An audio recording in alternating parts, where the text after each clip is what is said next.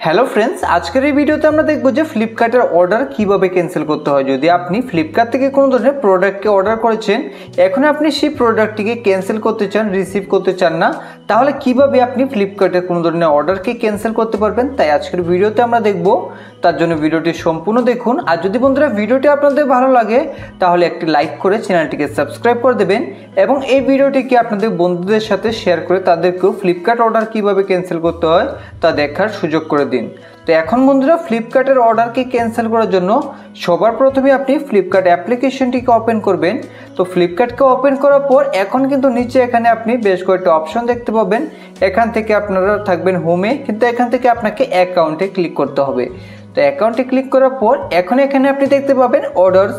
তো আপনারা এখান থেকে অর্ডারসের উপরে ক্লিক করে দেবেন। তো অর্ডারসে ক্লিক করার পর এখন এখানে আপনার ফ্লিপকার্ট থেকে এখন পর্যন্ত আপনি যে সকল প্রোডাক্টকে অর্ডার করেছেন তা এখানে আপনি দেখতে পাবেন। এখান থেকে আপনি যেই প্রোডাক্টটিকে ক্যান্সেল করতে চান তার উপর এইভাবে ক্লিক করুন। ক্লিক করার পর এখন দেখুন এখানে কিন্তু ফ্লিপকার্টের অর্ডার ক্যান্সেল করার কোনো ধরনের অপশন নেই, অর্থাৎ ক্যান্সেল অর্ডার কোথাও লেখা নেই। তো এখন আমরা কিভাবে এই প্রোডাক্টটিকে ক্যান্সেল করব তাই এখন আমরা দেখব। তো এখন দেখুন এখানে এডিট অর্ডার লেখা রয়েছে।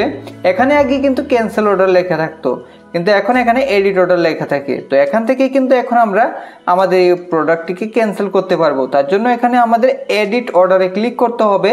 তারপর এখান থেকে আমাদের I went to cancel my order অর্থাৎ 3 নম্বর অপশনটিতে ক্লিক করতে হবে। ক্লিক করে দেওয়ার পর এখন এখান থেকে আমাদের ক্যান্সেল অর্ডারে ক্লিক করতে হবে। তো ক্যান্সেল অর্ডারে ক্লিক করার পর এখন এখান থেকে আপনাকে যে কোনো একটা রিজন সিলেক্ট করতে হবে কী কারণে আপনি এই প্রোডাক্টটিকে ক্যান্সেল করতে চান। তো যে কোনো একটা রিজনকে আপনি সিলেক্ট করতে পারেন। সিলেক্ট করার পর এখন এখান থেকে কমেন্টসের জায়গায় আপনি যা কিছু লিখে দিতে পারেন, আপনার যা ইচ্ছা এখানে লিখে দেওয়ার পর এখন এখান থেকে সাবমিট রিকোয়েস্টে ক্লিক করবেন।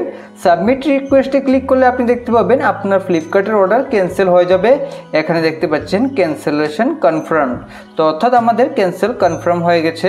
তো এখন আমরা ব্যাক করব। ব্যাক করার পর এখানে দেখতে পাচ্ছেন ক্যান্সেল টুডে, অর্থাৎ আমাদের এই যে অর্ডার তা ক্যান্সেল হয়ে গেছে। তো এইভাবেই খুব সহজে কিন্তু আপনি আপনার ফ্লিপকার্টে অর্ডার করা প্রোডাক্টকে আপনি ক্যান্সেল করতে পারবেন।